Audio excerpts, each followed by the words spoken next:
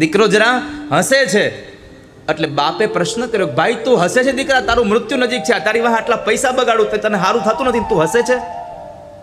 અને ત્યારે દીકરો એટલું બોલે છે, પિતાજી મને ઓળખો કે નહીં? મને ઓળખો તમે? અરે તું મારો દીકરો છો, તને ન ઓળખું? તો કહે છે, હું તમારો દીકરો છું, પણ ગયા જન્મનો હું તમારો સાથી મિત્ર, તમે જે મને મુંબઈમાં મારી નાખ્યો એ હું છું. સત્ય ઘટનાનો એક પ્રસંગ છે.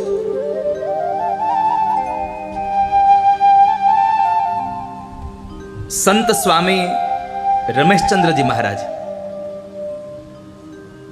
અને તેઓ એક વખતના સમયે પિલખુવામાં પધારેલા.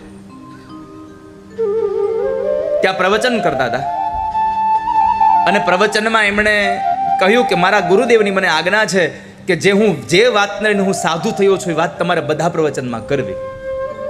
આ પોતાના મોઢે પોતાના દ્વારા બનેલો એક સત્ય ઘટનાનો પ્રસંગ પોતે કહે છે રમેશચંદ્રજી મહારાજ.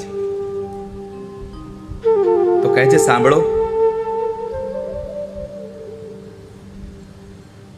કહે છે કે હું જ્યારે એક ગ્રહસ્થાશ્રમમાં હતો, જ્યારે હું સાધુ નહોતો બન્યો,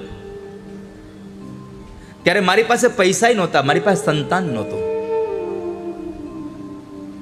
એટલે બહુ હું ચિંતામાં હતો.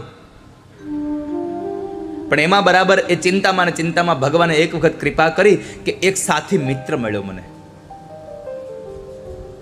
અને એ સાથી મિત્ર મળ્યો એટલે અમે બે સાથે ધંધો કરવાનું નક્કી કર્યું. બેએ ભેગા મળીને એક દુકાન કરી અને બે જણાએ ભેગા મળી અને ભગવાન નારાયણની કૃપાથી અમે મુંબઈમાંથી રૂની ગાંસડીઓ ખરીદી. મુંબઈથી એમણે રૂની ગાંહડીઓ ખરીદી અને એ રૂની ગાંહડીઓ વેચાતા એમને એક વખતના સમયે 1 લાખ રૂપિયાનો એને ફાયદો થયો. બેયને દુકાનમાં 1 લાખ રૂપિયાનો ફાયદો થયો. હવે 1 લાખ રૂપિયાનો જે ફાયદો થયો તો એ લાખ રૂપિયા લેવા મુંબઈ જવાનું હતું. બે જણા ઘરેથી કઈ નીકળ્યા કે અમે મુંબઈ જઈએ છીએ, લાખ રૂપિયાનો અમારે જે નફો થયો છે લેવા માટે. બે ગયા, એક હોટલમાં રોકાણા અને એ હોટલમાં રોકાયા પછી 1 લાખ રૂપિયા લઈને પાછા એના મિત્રએ કીધું કે ભાઈ હાલને 2-3 દી રોકાઈ, વારે ક્યાં મુંબઈ આવું છે આપણે, હાલને રોકાઈ. બે રોકાણા, પણ બે રોકાણા ને એમાં બરાબર એક વખતના સમયે કહે છે કે મારી મતિ બગડી ગઈ.